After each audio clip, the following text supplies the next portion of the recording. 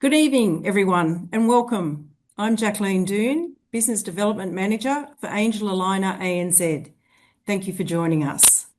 It is my pleasure to introduce Dr. Sandy Gatis, digital ortho practitioner, who is known for her clear, practical approach to aligner therapy. Tonight, Dr. Gatis will give us a concise overview of the Angel Aligner A7 protocol, when she uses it, key clinical considerations, and clinical cases from her practice. For questions throughout the presentation, please use the Q&A box. We will break at different times throughout the presentation to answer these. Please join me in welcoming Dr. Sandy Gatis. Thank you, everyone. Thank you, Jackie, for this opportunity. I want to share my screen.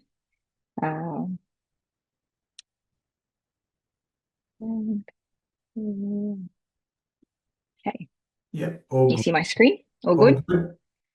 Beautiful. Thank you, everyone, for this evening. Thank you, Jackie. I do appreciate it is an evening and it is after work, so everyone's probably, whether it's putting kids to bed or cooking dinner, I know it is out of a critical time, but I do appreciate you sharing the evening with me. I will start straight away, and I will start with a little story to tell. I come from a family of 3 girls. And if you don't know who I am one of the middle child. I am the middle child. Being a middle child, if you ask my parents, they will confess and say I have all the traits of it. It was a kind of one of my classic traits is if my parents ever said, do not do, before that sentence was done, I was already planning of how to do it. That was just me. Growing up, trying to choose which career and university to get into, definitely dentistry was one of the do not do's, and here I am.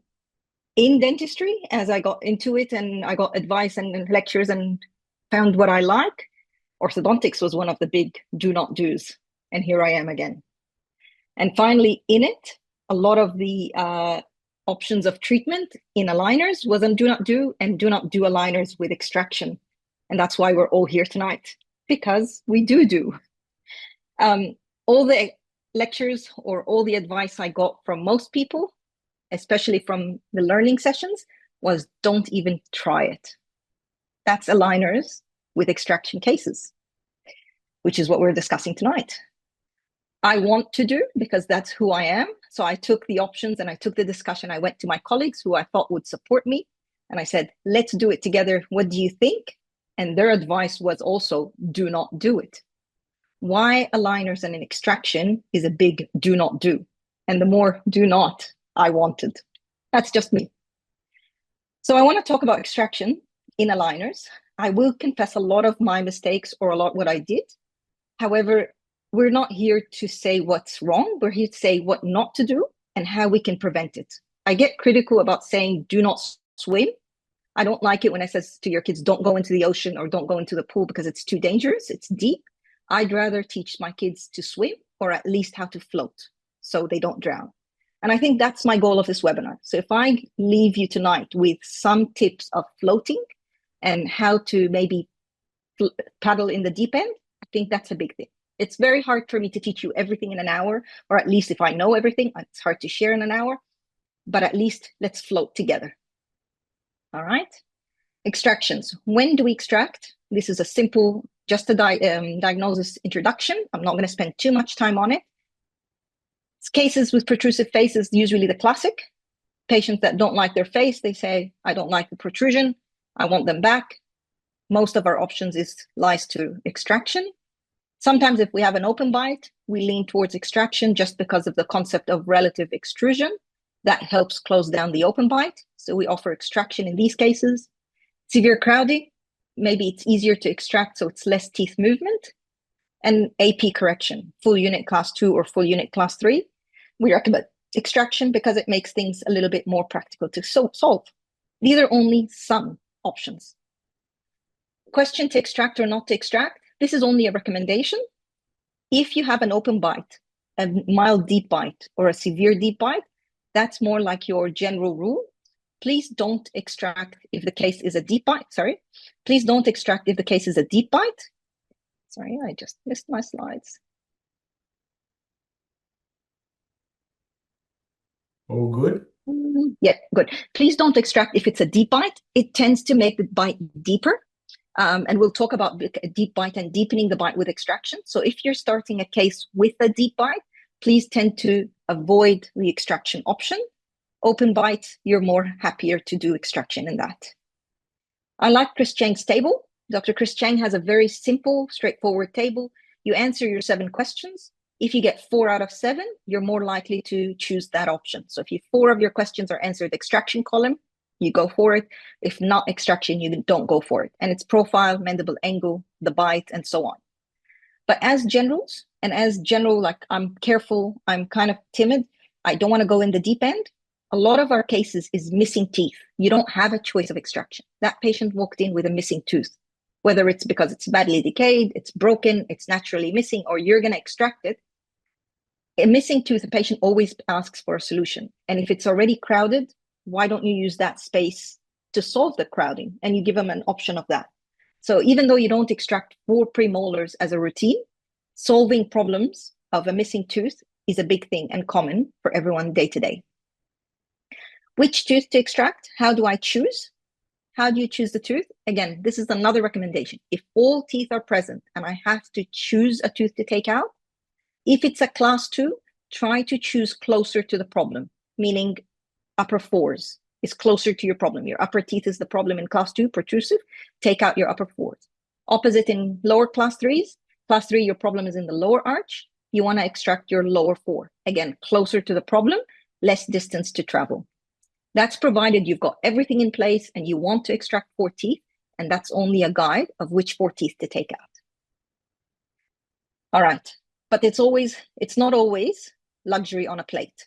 Sometimes a patient walks in with naturally missing tooth. So this patient walked in with a 4 missing. Even though I wished for a 5 or I wish for another tooth, it is what it is.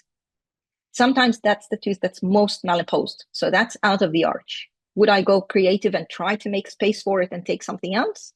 Maybe, maybe not. And sometimes the tooth is in poor prognosis. And it's very unwise to leave that one bad tooth and take out a healthy one. So a lot of your cases is not luxury and your hands are tied up. And you just have to work with it. Difficulty. Are all extraction cases as difficult as equal? Not really. This case would be considered difficult. It is a full unit or almost a full unit class 2. If you decide to take out the 4, we need to move that canine that distance and all your anterior teeth backwards. All right, that's a big chunk of movement to do. Distance of teeth to travel is significant. The more teeth I want to move and the bigger distance I want to travel. And which teeth am I moving? Am I moving the heavy teeth or the lighter teeth? Again, heavier teeth are harder to move. This case, for example, I'm going to take out just that one incisor. That's considered an extraction case. However, that's not as difficult as the others because crowding resolution will just cause less teeth to move and less travel distance. And just by taking that one incisor out makes the case much simpler and much easier.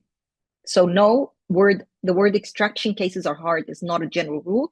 It depends what you're extracting and what are you moving in that space. Now, why is extraction cases so difficult? Why is it called an enemy? It is hard. It is the deep end. You are swimming in the deep end.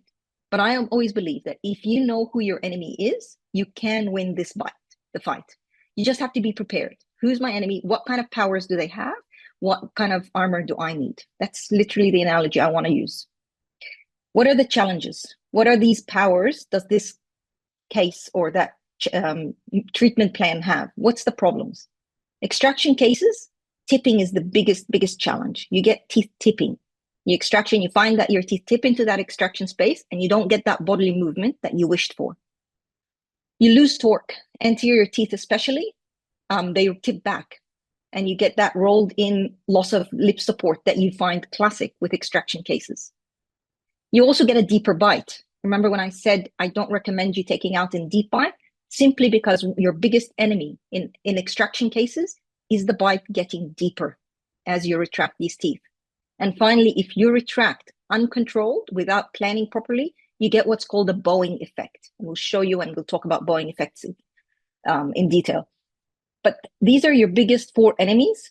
that you will find making you deep in the deep end and struggle to swim. We'll take one by one and we'll talk about it, and we talk about how to protect against it. So my first challenge is tipping. What's tipping and what's root torque? Tipping is when your crowns tip inwards and you get the crowns to go in, but your roots stay where they are. That's very easy and it's very common. So if you didn't plan it, most likely that's the result you get. You get your crowns to tip in, your space closes very quickly, you get very excited, but then you find out that the roots are still where they are. What's harder is if you want to move the roots in and you want the whole tooth to move in with you bodily. So the bodily translation is the more challenging one. Okay. So your first challenge, the tipping. Again, this is a simple case. We all probably will face it one day in our life. Diastema closure. Cosmetic request. They're not asking for the world. Please close my diastema and make my smile nicer. You think it's a simple take on? Take it, close the gap. This is what we get. Yes, we close the diastema, but you tip the teeth. Unfortunately, if we did not plan it ahead, it gets harder to recover. If I want to recover these roots, it's another challenge. All right, we'll talk about recovery later, but it's a problem that I've created, and it's a problem that I have to recover from if I didn't plan ahead. So it's always important that we plan ahead. How? The challenge is tipping, right? Your premolar extraction. Sorry for the spelling of extraction. Tipping the molar into the space and the canine space in the extraction space is very common. That's the easiest thing. Am I making it up? No, it's documented. It's been discussed. Dr. Tony Weir and Ibrahimi, they've put the paper together. What the software shows us and what actually happened is very different. Okay, this is the paper they put together. What was the question they asked? They said, how accurately do aligners express the planned root angulation? So my software says the teeth will close accurately and parallel and finish nicely. How is that compared to reality? So what did they do? So this is the plan. This is what they wished for. This is what they got. How did they get that? They got a study, 12,000 Invisalign cases. They went through them. They picked 54 cases that had premolar extraction, 17 specialists with plenty of years of experience, and they compared the predictable with what was achieved.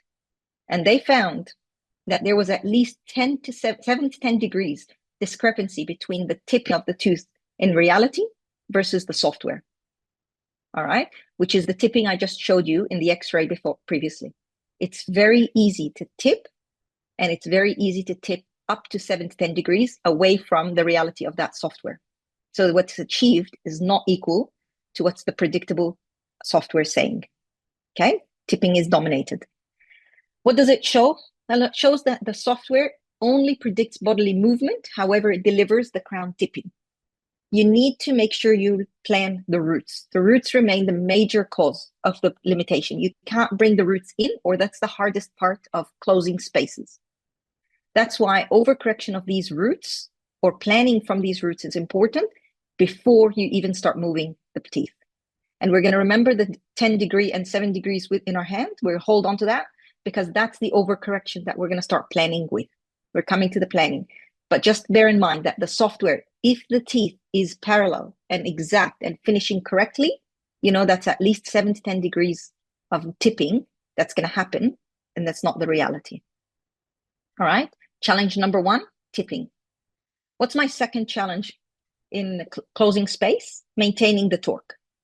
Classic, when you extract teeth, patient walks through the door and they look like that, you already know before even opening their mouth or even counting their teeth, you can probably guarantee that they had an extraction case and extraction braces done in their lifetime. And this is what they really look like. It's very common, whether it's braces or aligners. This is not just an aligner problem. It is a mechanics and physics and Newton and everything's problem. This is just a reaction. We don't want to finish like this. All right. To maintain the torque is very important. If I'm going to retract these anterior teeth, I want to retract them without losing my torque. What's my third challenge? The deeper bite. The bite gets deeper. As I retract these teeth from here to here, and I did the tipping, which was unwanted, I get the teeth to roll back and my bite gets deeper. And that's what it looks like. Very deep bite, very retroclined incisors.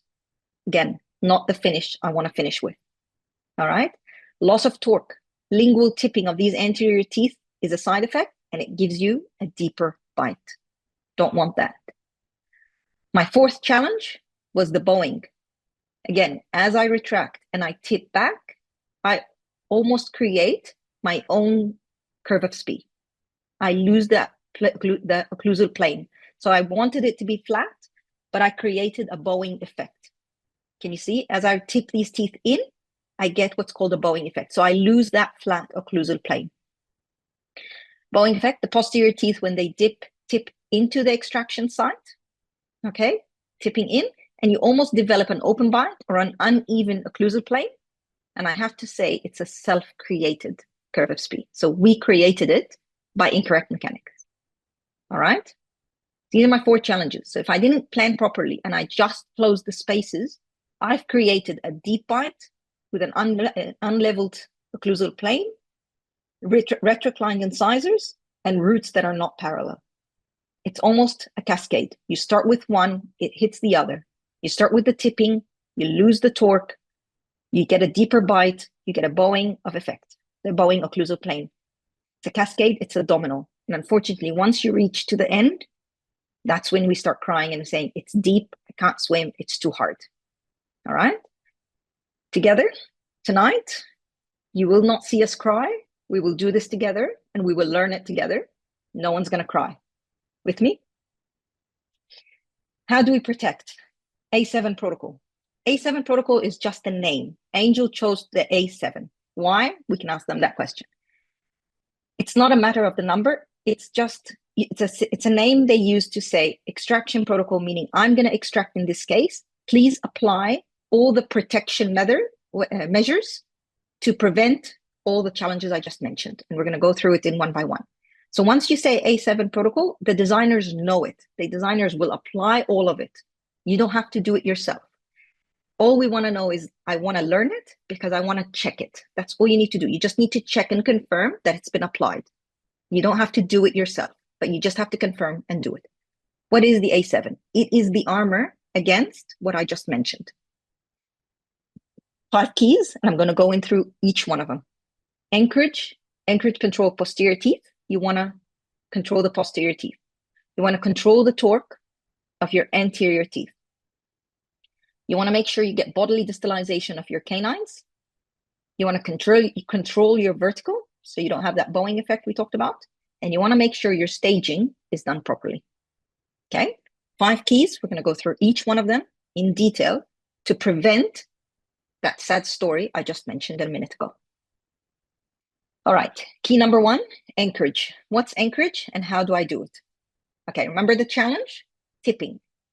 Tipping is when the crowns tip in. We don't want that. My software shows this.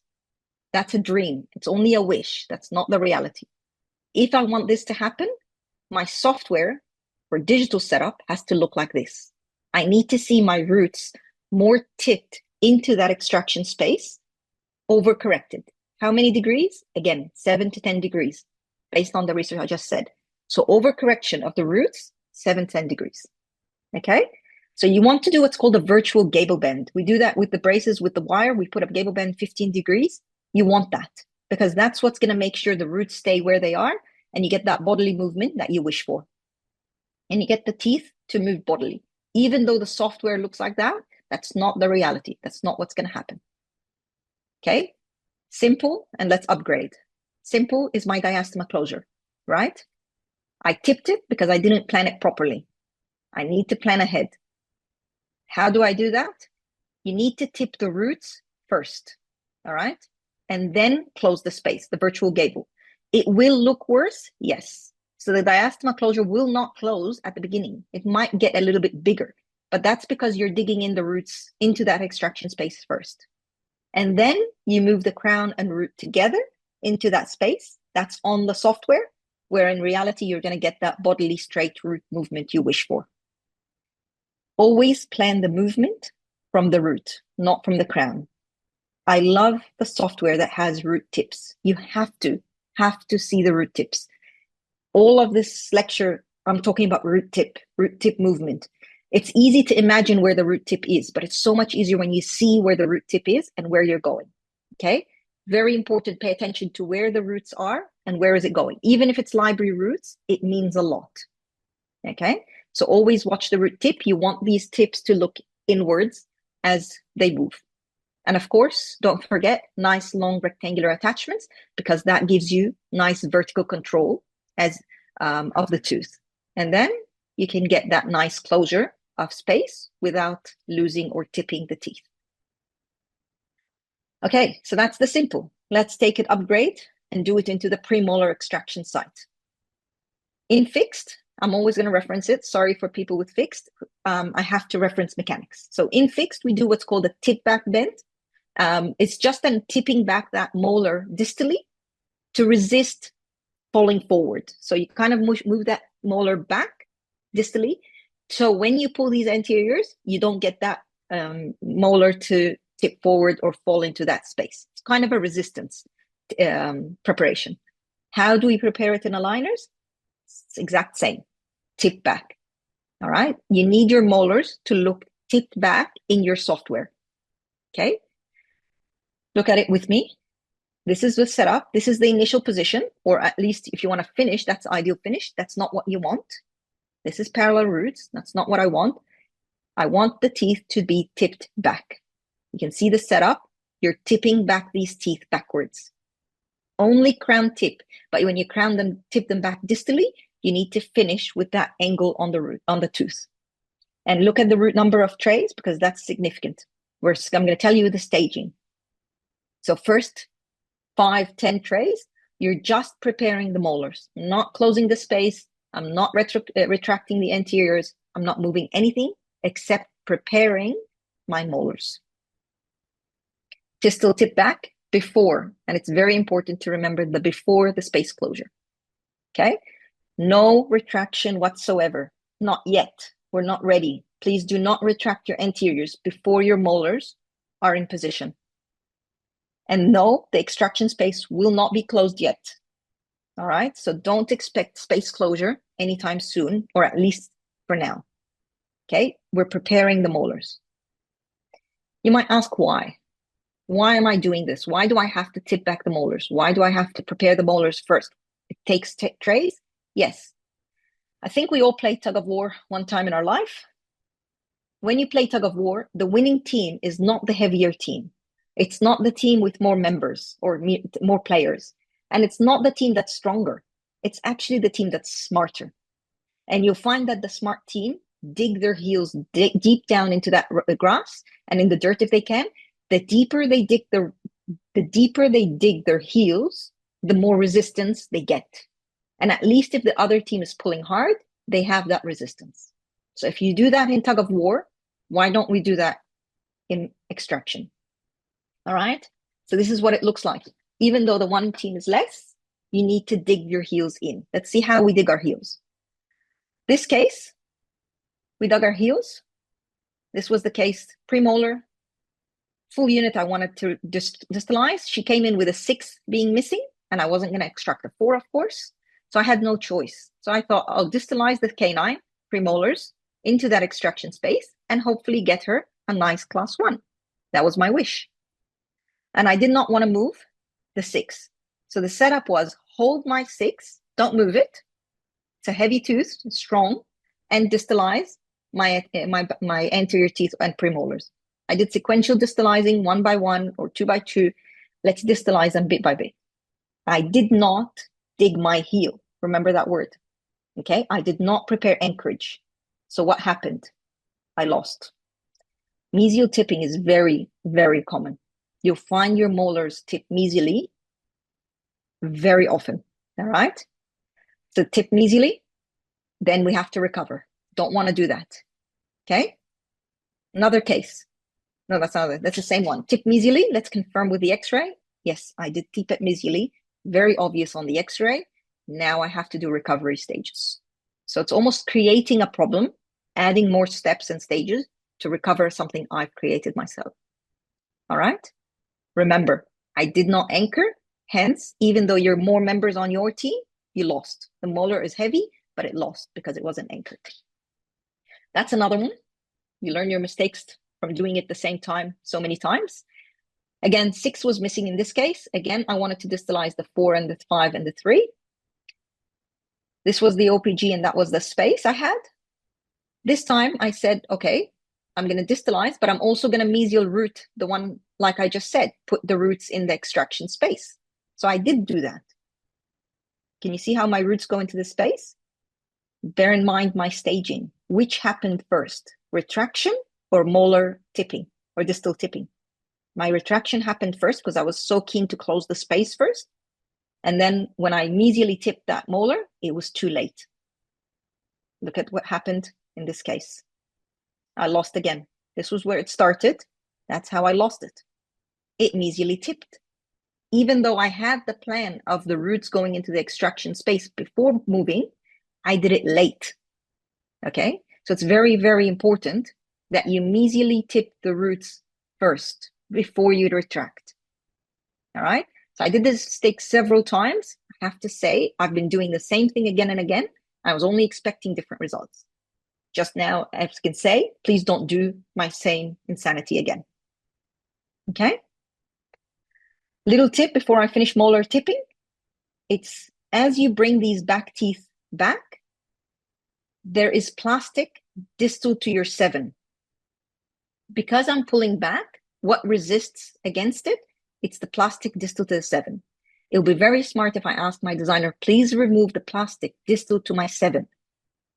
As I remove that, at least I don't have that opposite and equal force. You know how you're pulling the anteriors back?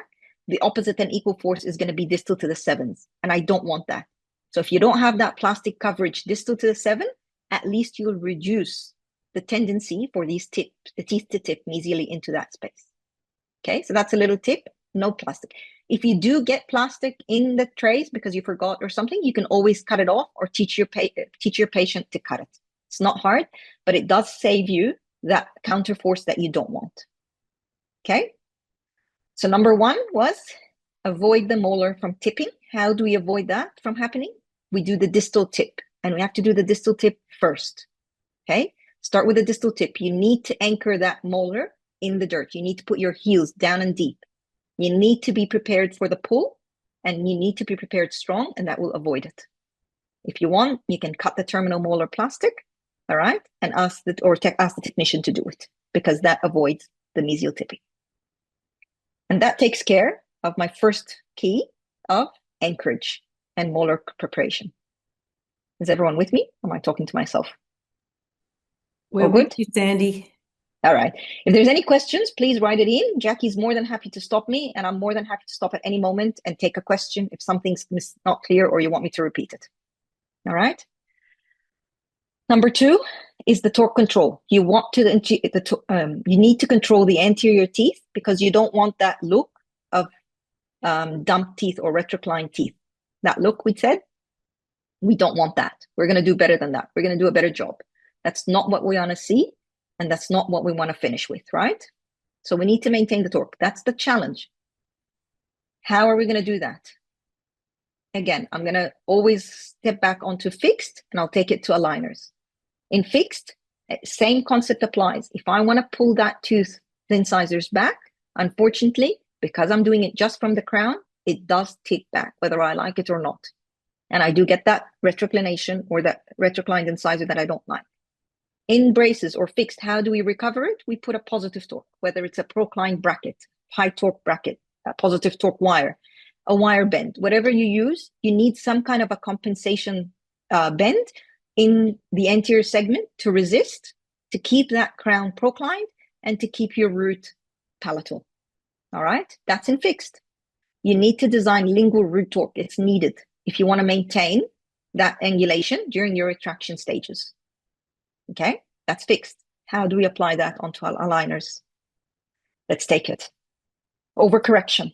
That's how we do it in aligners. You need to overcorrect. If that's my initial position or my ideal position to finish with, you actually have to finish it more proclined. You need that extra 7 to 10 degrees. All right, you need that proclination present, and you need to overcorrect. Up to 10 to 15 degrees, positive torque, overcorrection is needed to be built in your final occlusion. All right, and that's going to compensate for your anchorage loss. and it's going to retract, keeping your incisors in that nice, beautiful angle. All right. So how to prevent it in aligners? By overcorrecting at least 10 up to 15 degrees. By doing that, you have torque ridges or pressure ridges. They're activated automatically, and they put pressure on the cervical third. So as I'm retracting these teeth, I have constant pressure on my gingival third. So it maintains that retraction nice and steady. Power ridges, they're only triggered with more than 5 degrees of proclination. Now remember that. The patient, you can always expect their proclined incisors. Their face is full. They don't look as pretty as they should be. And you think, I have to procline an extra 5-10 degrees? There's no way, right? Because she's already proclined. However, please at least put 5, because once you cross the 5 degrees, you trigger that torque ridges, and that just controls your retraction with a good lingual root torque. Okay? What do these torque ridges look like? They look like these, bends in the plastic, literally. You don't do it. You don't have to fill it. You don't have to do anything. It's just generated by the software, and it's manufactured in the plastic.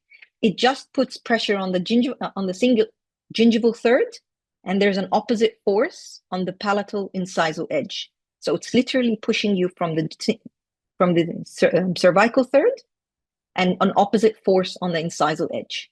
By doing that, you can guarantee that your root stays palatally. Okay? So torque ridges need to be activated. So if you think these teeth are proclined already, please at least procline more by 5 degrees minimum, up to 15 degrees if you can. Got it? So, and that just controls the ridge. So now to number 2, to avoid the retroclination of these incisors, what do? We overprocline incisors. 5 to 10 degrees is my minimum, up to 15 degrees ideally. All right?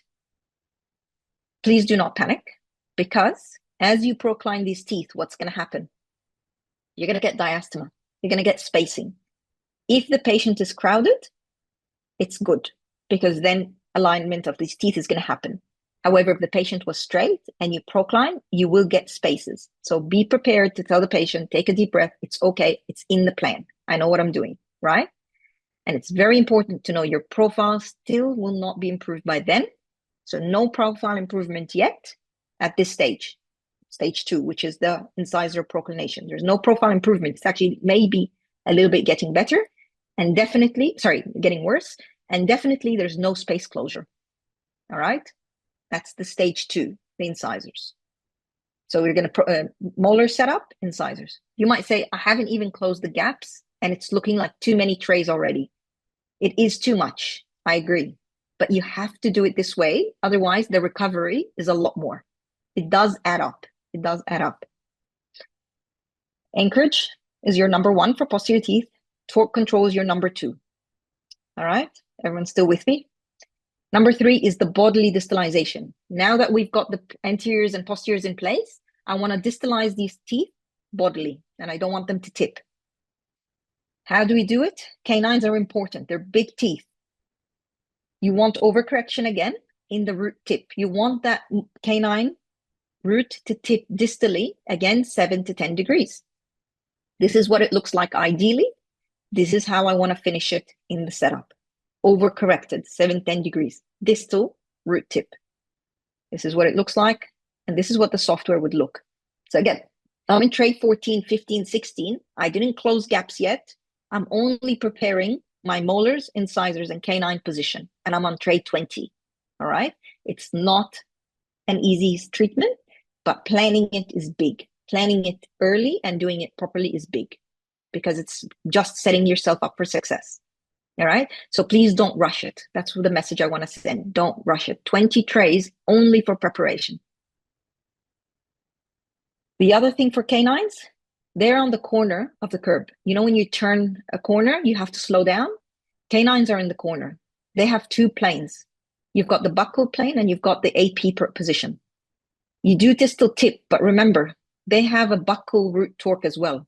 You need to make sure that you add lingual root torque to these canines to make sure the roots are in the bone. You need that incancellous bone in that retraction. So before you pull them back, you need to put the root tips into cancellous bones. So remember to put lingual root torque for the canines, as well as distal root tip. You really need that tip away from the cortical plate. All right. If you don't plan it, if you don't plan that lingual root tip or the lingual root torque, you'll find that the tip of the canine binds to that cortical plate. And once that happens, it will not move. You will get a standstill and your space closure just stops. And you wonder why. And you start using mechanics, power chain, elastics, auxiliaries. It won't move because the root tip got jammed against the cortical plate. All right. It's very important that as you put distal tipping into the extraction space, you need to add lingual root tip as well. The canine is the only one that needs 2 planes of torque to make sure it stays in the center of bone. So as you pull it back, it goes with you. All right. When all is in position, then we can start retracting. It's like a race. It's on your marks, get set. Before you run, you need to get ready. You need your molars in place. You need your incisors in place. You need your canines in place. And then go. Okay. When we go and retract the anterior teeth, we need to, my apologies. This is supposed to be a video that plays. Yeah, there you go. All right. Molar position, 20, 30 onwards. That's when we retract the anterior teeth. Okay. So 20 is just preparation, 30 to 40, we're retracting. Okay. Up to 50 now. It's just retracting these teeth. All right. If my retraction is more than 2 mils, it's a big space. And then you need to prepare for it and you need more control. That's the time we kind of recommend what's called frog staging. I don't know if you heard the word frog staging or heard about what it's called. It's literally pulling the teeth one at a time. So you retract the canines, incisors, canine, incisors, and you alternate. That gives you control. Okay. Why do we need it? It prevents the tipping of your crown. It gives you good root control. So when you move just the canine back, it gives good control. And then you move just the incisors back. All right. It gives a better grip. Your plastic goes mesial and distal. So as you move the canine 1 mil back, your plastic goes interproximally and it almost grips the tooth nicely, especially the canine has a big tooth in the corner. It grips it mesial and distal, and that is a better control pulling it back. And of course, because you have an extraction space, it's a 7-8 mils of space. That long span of plastic has a tendency to be a weak spot, and your aligners may tend to break, especially in long spans. So once you move that canine into that space, that tendency of breakages is less. So that's kind of good. And it's predictable movement. When you engage the teeth and you move the teeth, tipping and torquing in control with the plastic in good control, you get better results. So frog staging is recommended, especially if you have more than 2 mils of retraction. It's good to put the plastic interproximally. It's better grip of the teeth. What does frog staging look like? Exactly what it's meant to be. Canine, incisors, canine, incisors, canine, incisors. It's an alteration between the anterior teeth. You don't retract all 6 teeth at once. You do one and alternate. Incisors, canine, incisors, canine. That's called frog staging. Simple procedure. If you just ask the designer, please apply frog staging, that's all you need to say. It will be done for you in that manner. All right. It just gives you more predictable retraction. All right. We've 3 down. What's my 4th key? My vertical control. Back to my challenges. My challenge number 3 was deep bite. Remember? Closing extraction spaces lead to an overbite. Correct? Even though it's not in the plan. My plan looked perfect. I plan finished 1 mil overbite overjet. Why do I have a deep bite? It is very common. All right. And that's why your plan has to be an open bite. You need to plan to an open bite. Software is only an over planning or over prediction. It is not the reality. If you plan to per ideal finish, you will get a deep bite. If you want to finish in an ideal finish, plan it to be an open bite. Okay. How to prevent the deep bite? Plan the retraction stages. As I retract these anteriors, I will put retraction, but I'll also incorporate intrusion and the lingual root torque I mentioned. Now, it's very important that I get these 3 happening at the same time. If you see your software proclining and then retracting and then intruding, you know it's not right. All right. Every stage, it needs to move together. You need an intrude and a retrude with a lingual root torque all happening at once. All right. Not at 3 different stages. Even though it happens, they need to happen together. All right. If you can't see it, again, just tell the designer, when you retract the anteriors, please apply retrusion, intrusion, and lingual root torque all at the same stage, and they will do it for you. All right. But you need to make sure that the teeth are retracted at one time with the lingual root torque. Otherwise, they tend to retrocline. It provides retraction without losing your torque, and it prevents that deep bite from happening. Okay. Deep bite, consequently, is the bowing effect. You tip these teeth back and you lost your occlusal plane. That's the bowing effect. All right. It's posterior tipping into the extraction site. It's a self-created curve of spee. Now we need to recover it. No, we prevent it. And that's what it looks like. Again, fixed mechanics. Again, whether it's aligners or braces, consequences are the same. All right. As I pull these anterior teeth, they roll in. All right. It's just physics. It's nothing to do with the plastic or braces. It's physics. Teeth will roll in. All right. Because you're pulling from the crown. In fixed mechanics, what do? We do a stainless steel wire with a reverse curve. So you literally pick up the wire, put a curve of spee manually if you want to, or you can use a pre-made wire. All right. Either case, the plan is you want to intrude your incisors and molars, and you want to extrude your premolars, literally putting in an opposite to curve of spee to compensate that from happening. All right. If you take that concept of fixed, apply it to aligners. This is my case. This is how I want to finish, ideally. However, that's not what I'm going to approve. If you want to approve it, you want to approve overcorrection. You want that curve of spee to be obvious, and you want that reverse curve of spee to be showing. All right. It is a lot of steps. I know you're at a stage, you say, do I really have to? It's a lot of steps, a lot of preparation. Do you have to? I want to say, trust me, yes, because you regret. Here's some.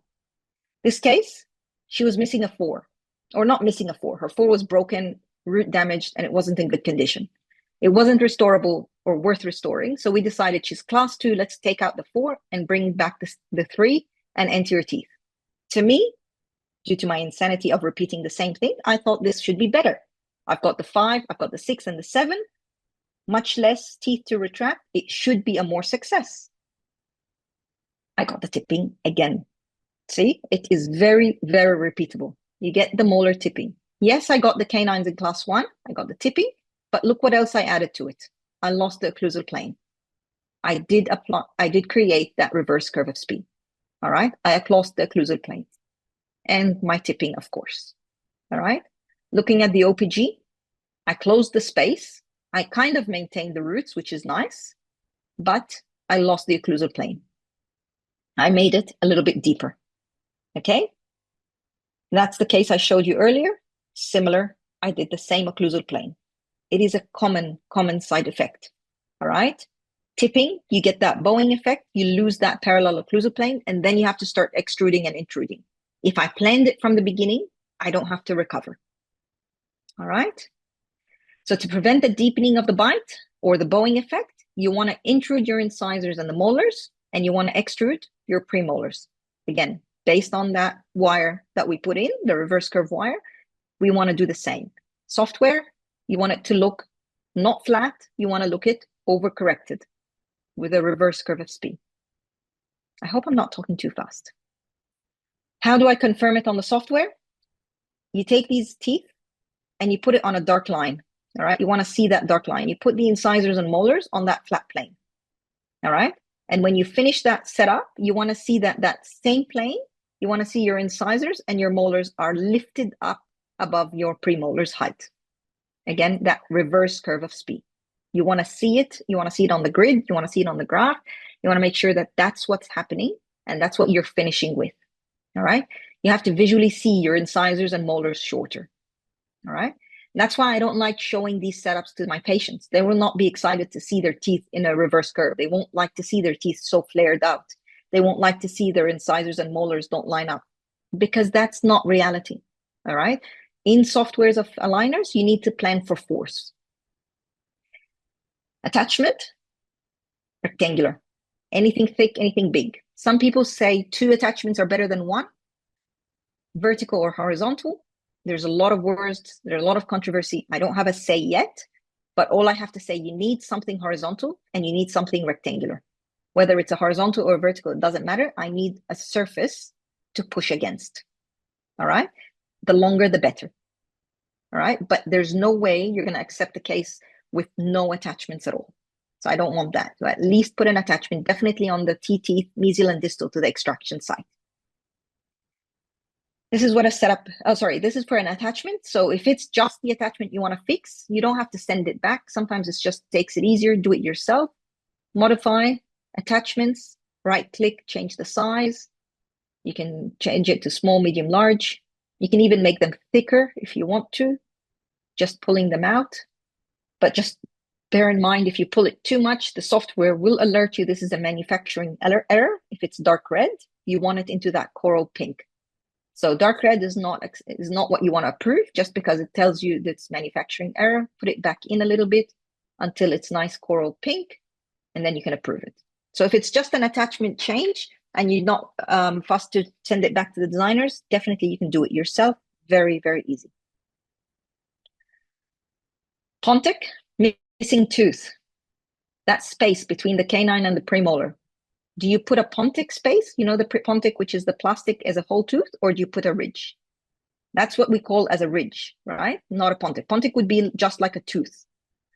We prefer ridges because when we do a ridge, you have that more of the closer to the 360 coverage.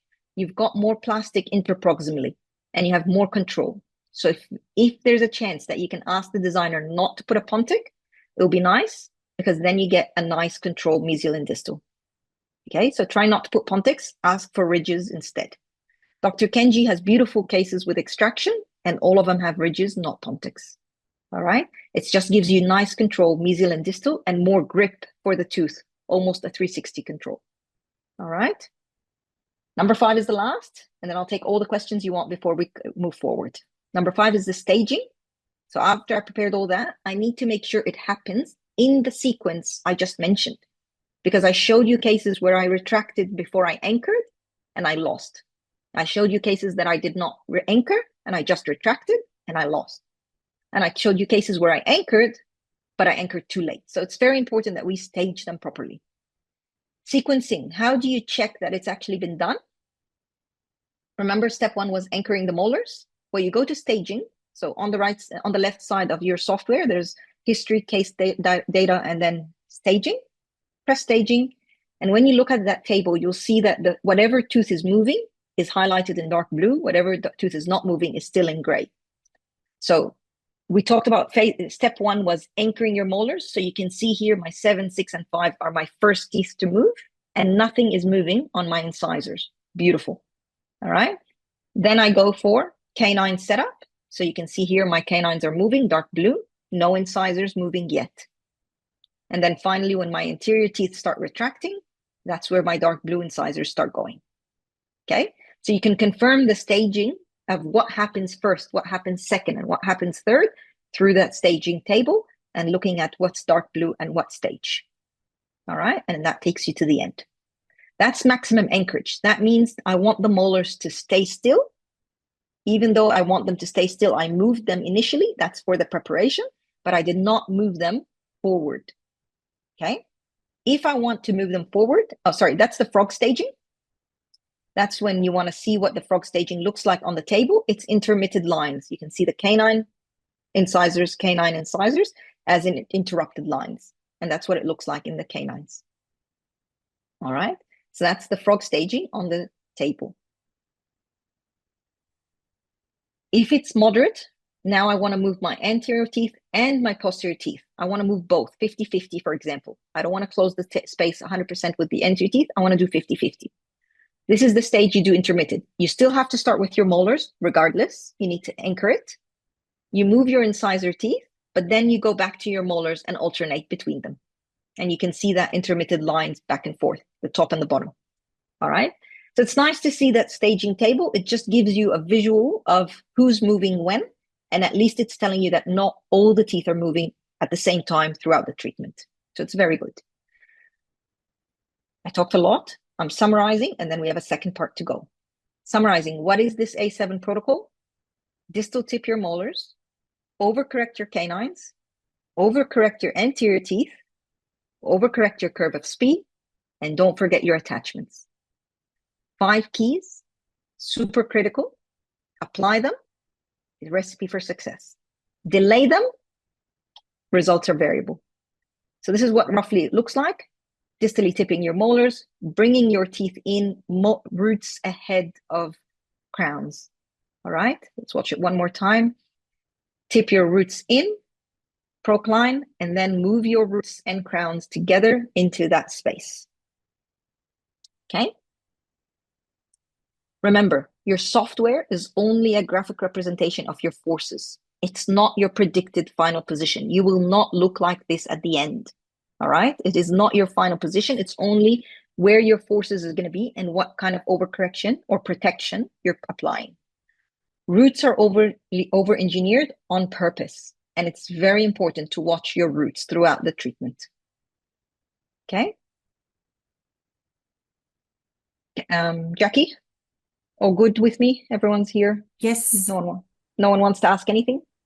I'm talking too fast? No. Actually, there has been one question just pop into the box. Yeah. When creating reverse curve of spee, it seems to involve intrusion and extrusion. Do teeth track quite well during this stage? It is intruding of the anteriors, it's extruding the premolars. So opposite forces is very predictable. If I'm intruding the whole arch, that's not predictable. So as I intrude the anteriors, I'm extruding premolars. So that kind of forces, yes, you want that. So opposite forces in opposite directions works. So intruding interiors, but I'm extruding my premolars. Is that the question?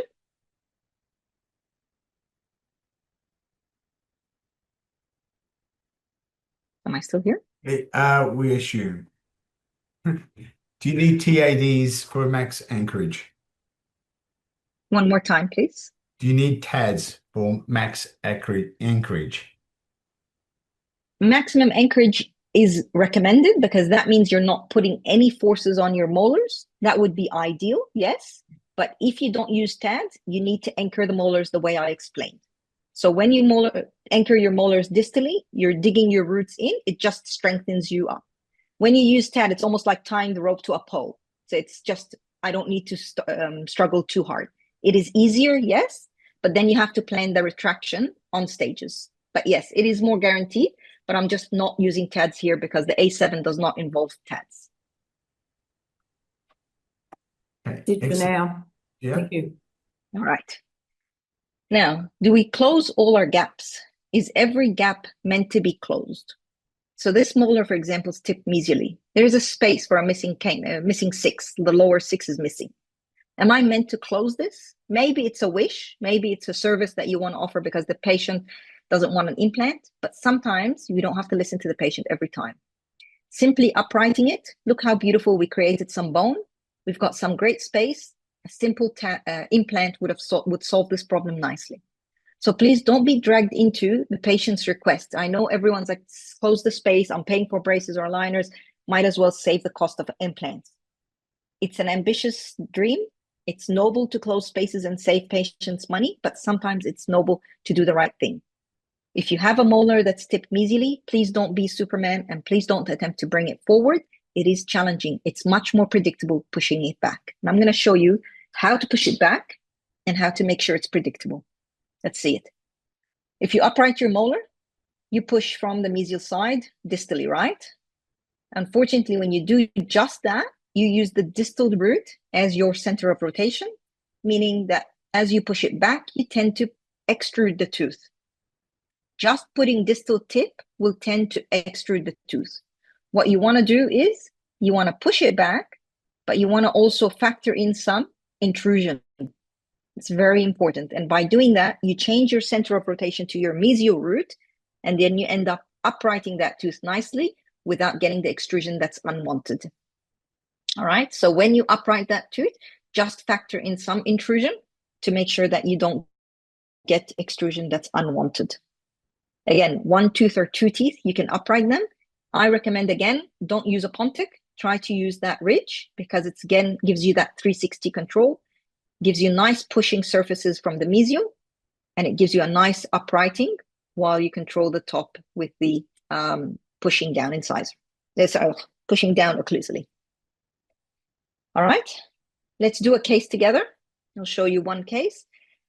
This patient, again, protrusive face, did not like the proclination, did not like her teeth in general, wanted to resolve her crowding. She did not give me the choice of extraction because she walked in with a missing 2-4, which I had no choice for. And unfortunately, she had a poor prognosed 1-5. So her proclined incisors, missing 1-4, rotated 1-5, 2-4 and 2-5, and the 1-5 was poor prognosis. So I had to extract the 5 here on the right side and the 4 on the other. So it's really unbalanced extraction. The 4 had a root canal, which was bad, and it was unbalanced extraction.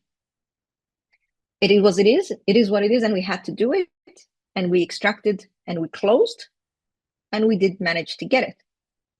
I might finish here and say, wow, beautiful results, right? But I'm going to be honest with you guys. It took me 5 refinements. It wasn't a hole-in-one, and it wasn't the first go. And I want to learn it with you because looking back at it, there was plenty to learn from this case. 2 refinements later, this is what she looked like. Not bad. Sorry, not 2 refinements. On her second refinement, she looked like this. It's not bad. 90% of my space is closed, teeth very straight.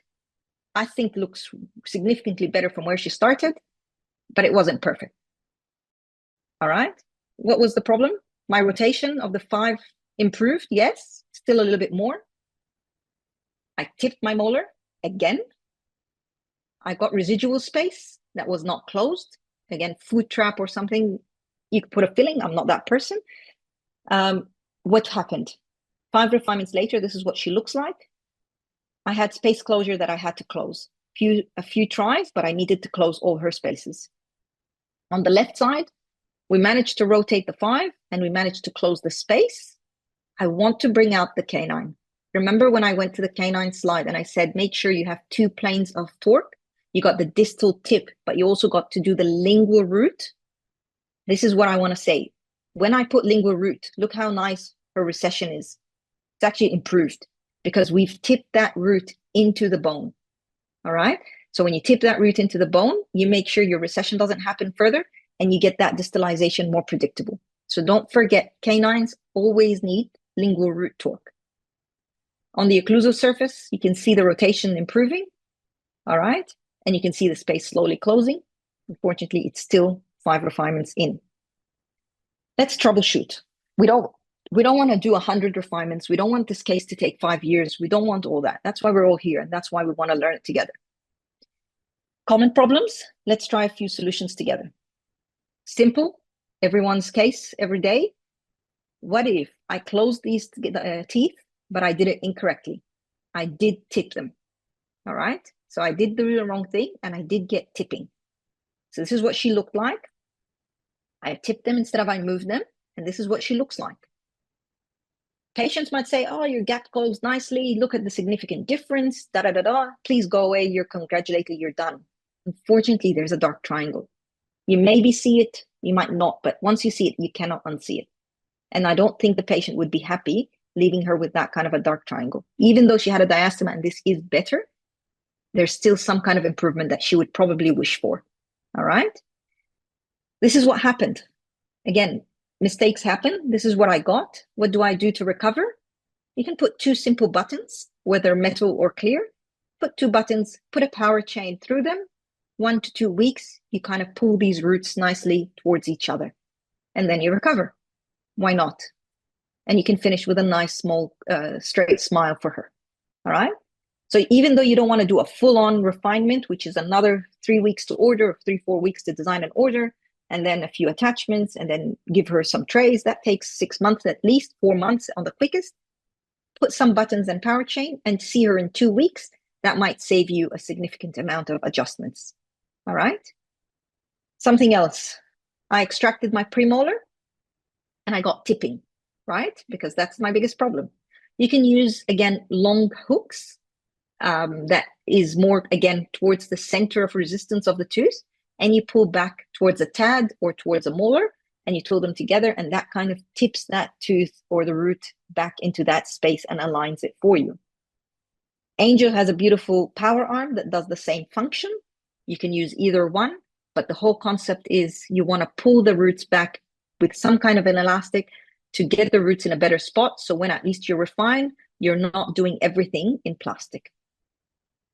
What's another problem we found in my case? Residual space. You know how that open contact that we had to close? That one?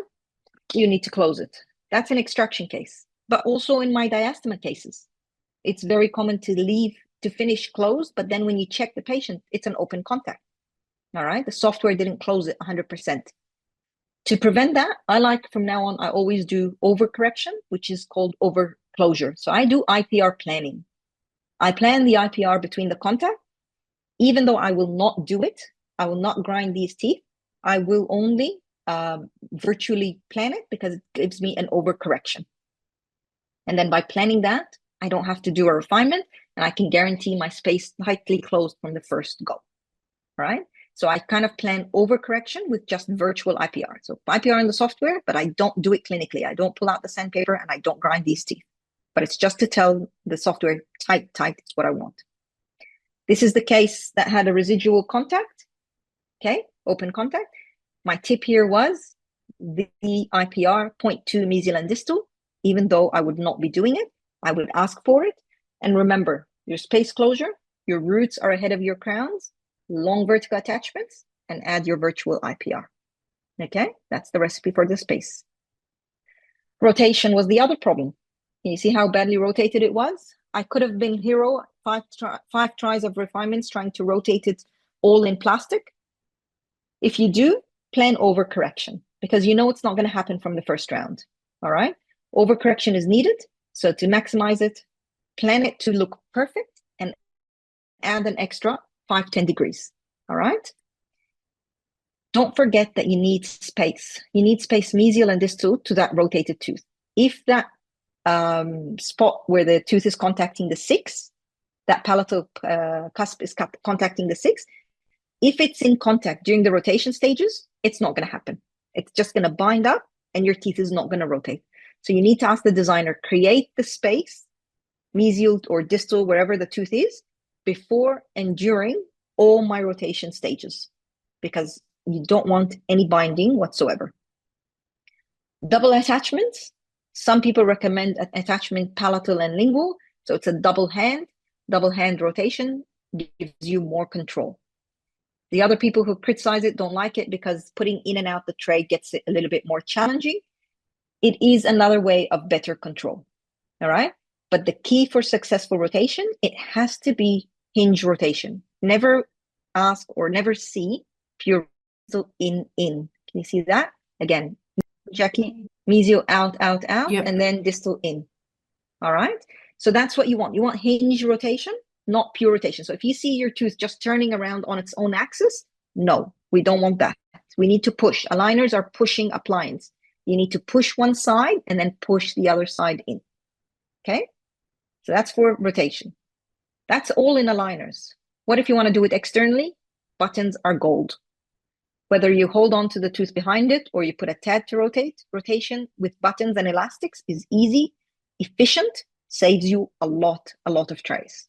All right. You can do that when it starts to fail. If you think it's not tracking, put some buttons, put some power chain for 1 to 2 weeks, and then either scan or retrack where you are. But it definitely will reduce the number of trays for you.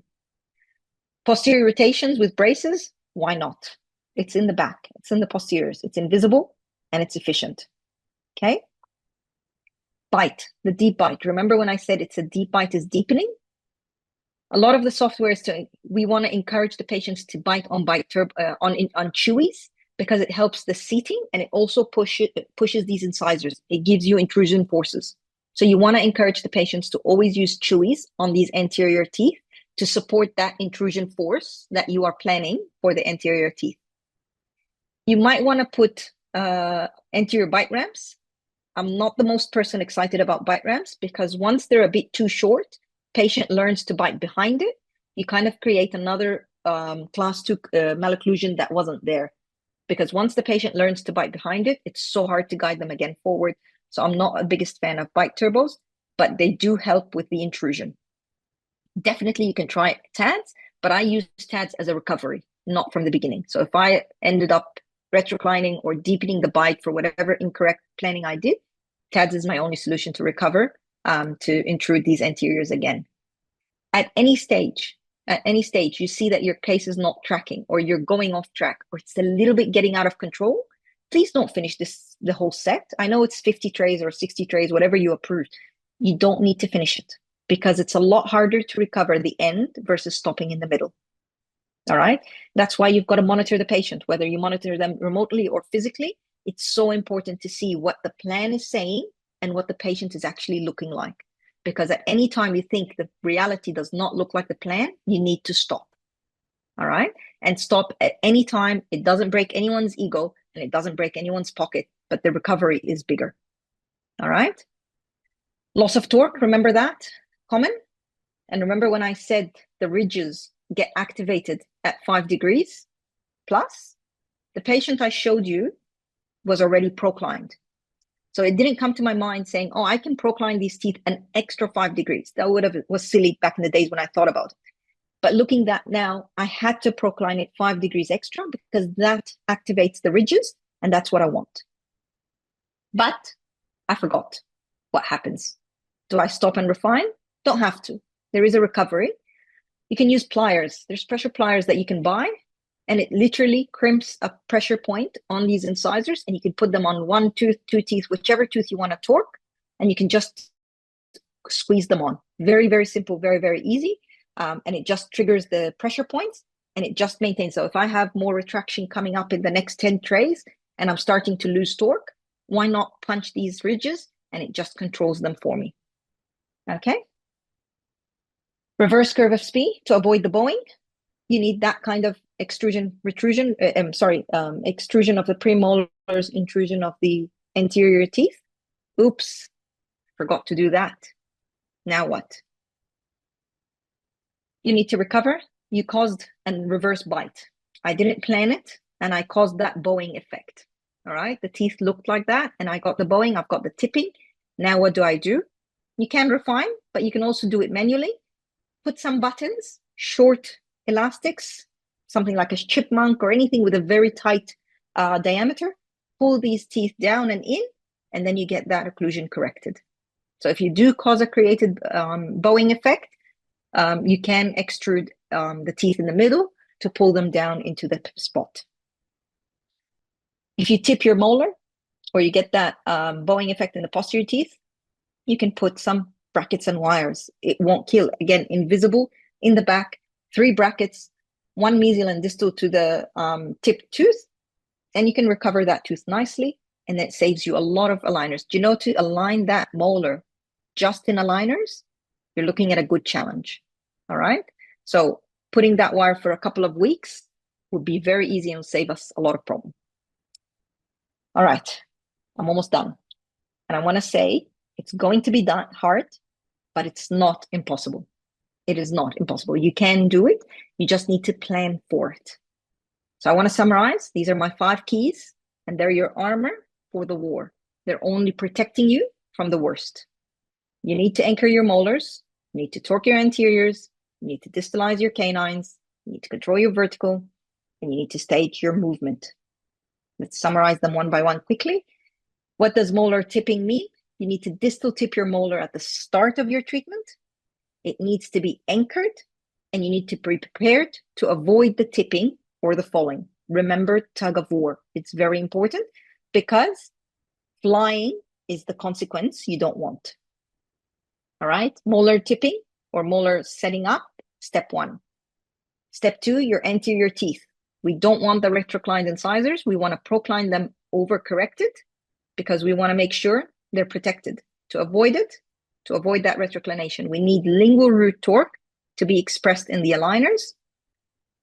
We risk the excessive tipping back if we don't do it, and your teeth dump backwards. So over-proclination of these incisors is needed, again, before your retraction, not after the retraction, okay? And you need to stage it at the proper sequence, which is the frog staging, alternate between the incisors and the canine. And don't forget the attachments. Canine tipping, how do we avoid that? Distal tip the canines into the extraction space. And we need to do that first. And then we add lingual root torque to make sure that the roots of these canines are in cancellous bone away from the cortical plate. You need to make sure your tip of your canine does not bind or hit the cortical plate while you're retracting it. And you need to put a pontic rather than you need a bridge instead of a pontic to get that mesial distal control of the tooth. And don't forget the frog staging for retracting canines. That's number 3. 4, vertical control. To avoid the deep bite, what do we do? To prevent the deep bite, you want to intrude your anteriors and your molars, and of course, extrude the middle teeth, the premolars. You want to provide a reverse curve of Spee, and you want it to look like this. And finally, the 5th one, which is the staging, you want to look at that table. You want to make sure that all your teeth are not moving at the same time. You want specific teeth moving at specific times. Molars and incisors are in position. Canine tip and torque is correct.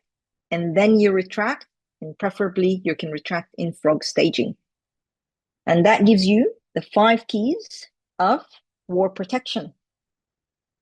If you didn't get anything I said, or you missed a lot of it, you can go on to the Academy on the website of Angel, and there is A7 on one of the topics, and it says exactly what I said in detail of writing, and you can go on and refresh your memory and read it again and again, and it explains that protocol as many times as you want to read it, and it's just a protection measure to prevent all the deep ends of extraction mechanics, and that is what I have. And we're on time. We're on time. Fantastic. Sandy, are you able to see the Q&A questions? Because it might be easier if you read them because there's a bit involved. Yes. All right. Okay, we'll ask you to also stop sharing if we can, Sandy. Yeah. Excellent. Great. So you see the Q&A questions there. The first one is probably a little bit more involved for us to read it. Is Margaret the first question, or am I reading the wrong? Yes, Margaret is the first question. Okay. Hi, doctor. For ridges and pontics, I have class 2 Div 1 patients that lost a 2-1 until 2-5 tooth. So it's a long span. Needs to retract anteriors, but needs pontic also. So will be no ridges. What about? Yes, long span. So she's lost teeth and it's anterior teeth. So you really want cosmetics as well. At least the one tooth in the next to the missing tooth. So 2-1 is missing. So I'm assuming 2-2 is missing. 2-3, 2-4. So she's missing 3 teeth. 2-1 is critical. It's a front tooth. It's a central. So or a lateral. So you want a pontic there, and you probably want to put some kind of a plastic color, composite color for her, because cosmetically that's unfair. Again, that's an unfair case. So you probably, yes, you have to do pontic in this case. Maybe the one next to the 5 in the back, you can do a little pontic ridge instead of a pontic there. So unfair to give her ridges for incisors and laterals. So please, yes, give her the tooth and a pontic. But I was referring more to the back teeth, and it's just more an advantage. But that doesn't mean you can't do it with pontics. All right. Again, when you do pontic, watch it, because if you do lose track at any stage because the grip is a little bit less, be prepared to put some buttons and elastics to recover just in case you lose track. But watch it carefully because your coverage is less. And of course, it's a very long span, missing 3 teeth. That's a long span. But yeah, it's unfair to give her a ridge. She needs a tooth for the front aesthetics. Number 2, for the sectional braces to upright and retract tip molar, which wire would you recommend? The easiest one would be a round wire to start. But anything between round and rectangular 1425 is the maximum I go. So round 018, copper nitrile. If I want more grit onto that change, I'll put 1425, but I won't go higher than that. So between 018 and 1425. But I start 018, and if I finish there, I'd be happy. All right, so that's the wire. There's a top question there for upper midline. Yeah, for upper midline black triangle closure, do you have to consider buttons and chains on the palatal side to prevent rotation?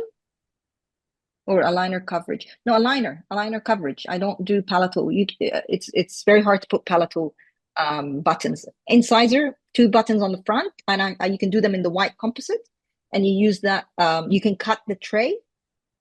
If the tray had the plan and the teeth is fit, cut the tray around the button, and you power chain just labially. It's easier. I don't do palatal. No, I don't do palatal. The plastic is in the palate. Worst case, it doesn't fit. The trays are not tracking. Everything's off track. Take everything off. Put the power chain freely. Put the roots back in place. Scan for a refinement. But I don't do palatal, no.